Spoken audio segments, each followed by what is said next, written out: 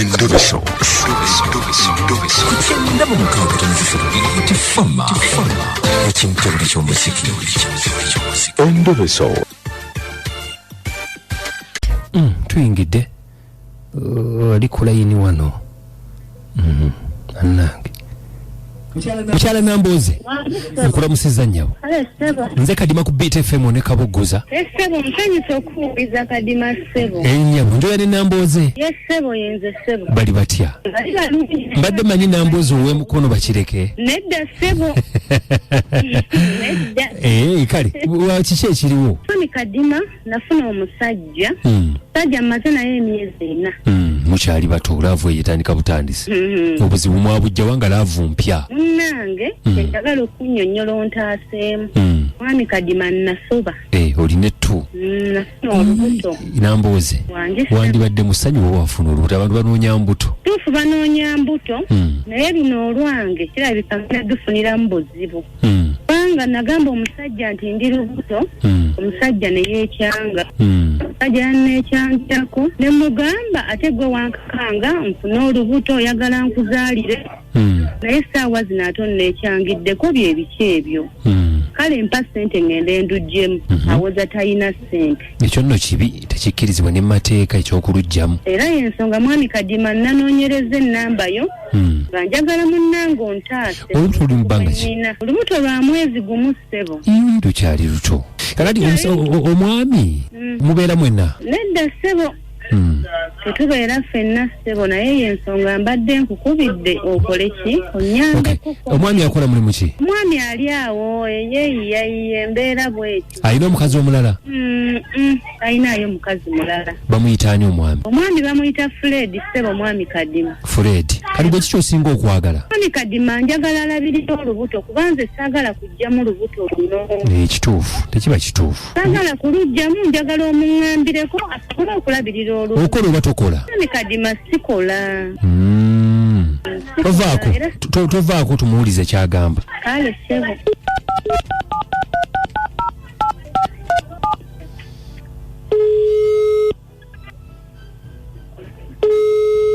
Hello? Gyebaleko. Kale Ssebo gyebaleko Ssebo. Oyogera ne Kadima ndi ku Beat wano ne Kabogoza. Njogera ne Fred. Oyogera ne Fred yennyini direct Ssebo. Kakati. Ssebo. Omukyala gweta Namboze omumanyi? Namboze mumanyi Namboze. Omuyita otya? Namboze. Namboze byaffe biwanvu biri awo ebityo.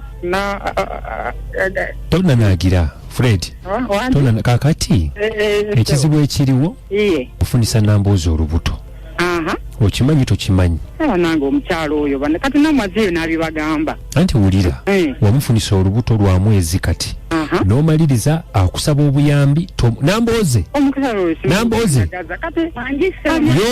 yoyo kakati Fred bw'ofunisa omuntu olubuto oba olina okutwala obuvunaanyizibwa bw'olubuto ki ekiganye? Kakati olaba Ssebo tuyinza okugamba omukyalo oyo n'ekisookera ddala nze yankaka yakkaka okukaka atya? Nze nali saagala nakukola bintu ebyo naye yankaka n'ekisooka nze nsanira na mwana muto nsula wa maama nsula wa ani asula Namboze sooka olinde Ssebo Fred osula wa? Nze nsanira mwana muto nsula wa maama nsula kenyini yaŋŋamba ye yankaka n'aŋŋamba mbu era biki ne tubikola nsigale twegasa naye Fred olina emyaka emeka? Namboze sooka osirike. Fred olina emyaka emeka? 18. Ono wamusangawo okumufunisa olubuto? Oyo yatandika ebintu bye nga twogera kale nga tinyumyamu. Mweyagalira wamwagenda muloogiwa? Twagendera yewuwe yemanyire yantwala kuba nze nsula waka. Toseka Kabogoza. Gw'osula waka wammwe? Nsula waka wa maama era antumye n'okudduka obuvunaanyizibwa. Akutumye wa? Wakati sabiti itasobola kuŋŋamba nti no yentukola kino oba nti no yambala kondomu. Kino oli mwana muto emyaka 2 obeera mwana muto gwe. Ebintu byo sibiriimu ye lwaki yandagira n'aŋŋamba nti nokola booti nga buli kimu yali akitegeera. Fred wangi omwe nti obeera wammwe? Nze mbeera waka. Kakati saagala tudde mu kuyombera ku ssimu kuno. Ekikulu buyambi. Okola oba tokola? Nze nokola mbadde sinabatandika kukola kuba nze sikola. Kati kola kakati lwaki wafunisa ono omukazi olubuto nga tugenda kukola tutya nze oyo omukazi yaŋŋamba buli kimu akisobola naye kati essaawa zino ate ali mu kunsaba buyambi kakati sebo okimanyi nti ogenda wasa omukyala nze sibirambasa omukyala ngenda muteekawa nga nsiba nawaka obusobozi sibulina nze okugjako ng'ajje n'ansaba ewa maama n'amugamba ng'akoze eki ajje waka asabe maama amugamba alokampa olukusa naye olukusa lwaki anti ndi mwana muto nsula wakati manyi ndabirirwa bulabirira ono omukyala olowooza alina emyaka emeka wamulaba oyo alina emyaka ndowooza nga 38 38 Nambozo olina emyaka emeka Angambye 38 gwe olina emeka wamma olaba Kadimanze nina emyaka 35 wamma alimba gwe olowooza omulenzi alina emeka alabika aweza emyaka nga 2 Fred olina emyaka emeka nze nina emyaka 18 kakati katukimalirize tugenda kulaja ku kyokulabirira olubuto nze tosimanyi agenda kikola oba ayogera ne maama ye yamanyi ayogera ne maama wata wayogera ne maama wo yaliyo nze nkugambye ndi mwana muto nsula kati oli mwana muto nga wakola ebyo nga wakkiriza anti nakkiriza oyo yangaka yangamba buli kimu kyakisobola naye kati awulina nsumbuwa akusumbuwa kati wuyo kwalibaako n'obugambo bw'omugamba nyina mugamba butyo yaŋŋamba bwe tonsiriwalirako owulira Fred tonsiriwalirako ojja kundabirira ojja labirira olubuto lwange owulira wali onjagala wali tolaba nti oli mwana muto ojja kundabirira ojja kukola maama wo yaliyo maama wo yaliyo nnyoko tusanga ebizibu bannange